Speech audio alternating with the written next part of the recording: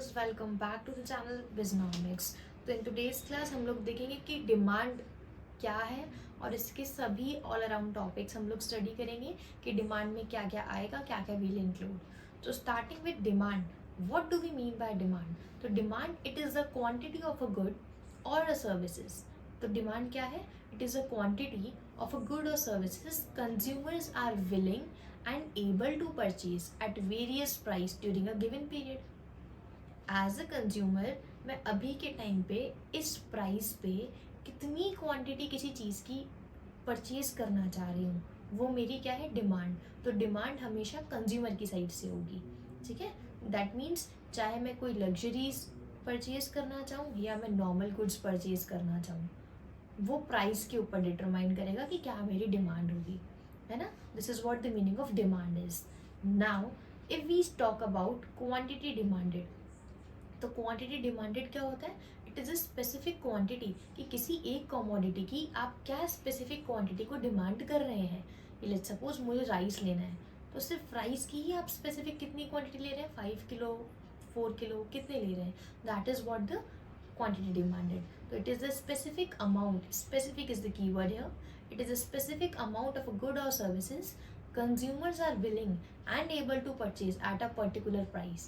कि आज की पर्टिकुलर प्रिवेलिंग प्राइस पे कंज्यूमर उस स्पेसिफिक कमोडिटी को कितनी क्वांटिटी में खरीद सकता है. ठीक है, that is what the meaning of quantity demanded.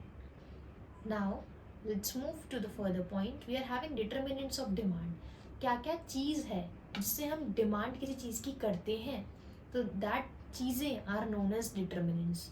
तो here we are having ample of determinants कि प्राइस ऑफ द प्रोडक्ट जो हम खरीदना चाह रहे हैं उसकी प्राइस क्या है.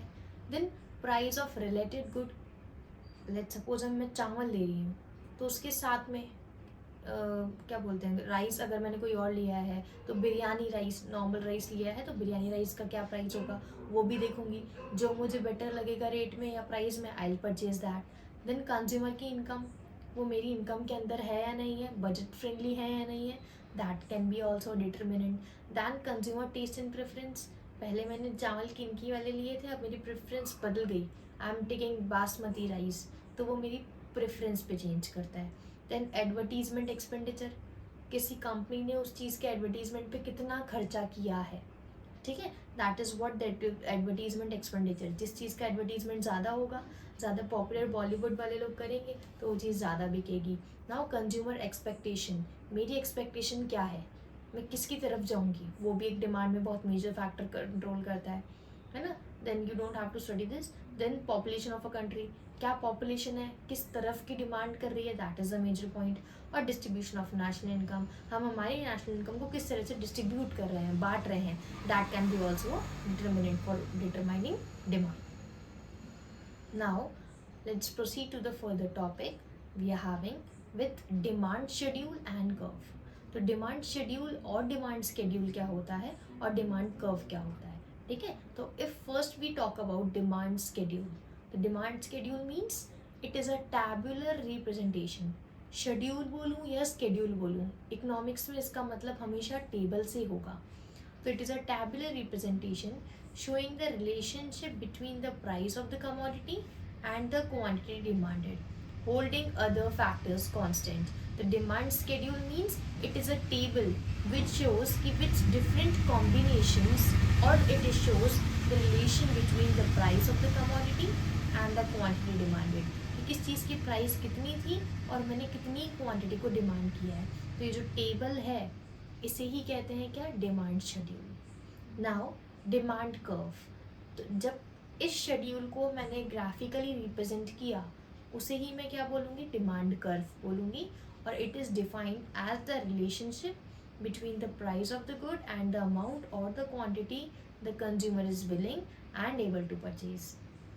कि डिमांड कर्व क्या बताता है कि रिलेशनशिप, प्राइस क्या है और कंज्यूमर ने क्या डिमांड करा या क्या परचेज करा, उन दोनों के बीच का रिलेशन ही डिमांड कर्व में आएगा. जैसे एग्जांपल लेते हैं, एट 4 ये वाई एक्सिस प्राइस डिटरमाइन कर रही है and axis is determining quantity. तो एट प्राइस 4 हमने 10 क्वांटिटी डिमांड करी. एट प्राइस 3 मैंने 20 डिमांड करी, एट प्राइस 2 मैंने 30 डिमांड करा, एट प्राइस 1 मैंने 40 डिमांड करा। तो ये जो पॉइंट्स हैं, when I am joining these points ना, तो ये डाउनवर्ड स्लोपिंग ऐसे बन के आ रहा है। तो demand curve is always downward sloping. तो डिमांड कर्व की स्लोप कैसी होती है? हमेशा डाउनवर्ड्स होती है। ठीक है, तो इट मीन्स प्राइस कम हुई, फोर्स प्राइस थी तब मैंने 10 क्वांटिटी डिमांड करी, जैसे ही प्राइस कम हो गई तो मैंने क्वांटिटी बढ़ा दी। किसी चीज़ का दाम कम होगा तो हम ज़्यादा खरीदेंगे, है ना। तो this is the practical thing जो इकोनॉमिक्स में हम लोग को आगे देखने को मिलेगी। Now we have the next topic of types of demand. So thank you all for having me here.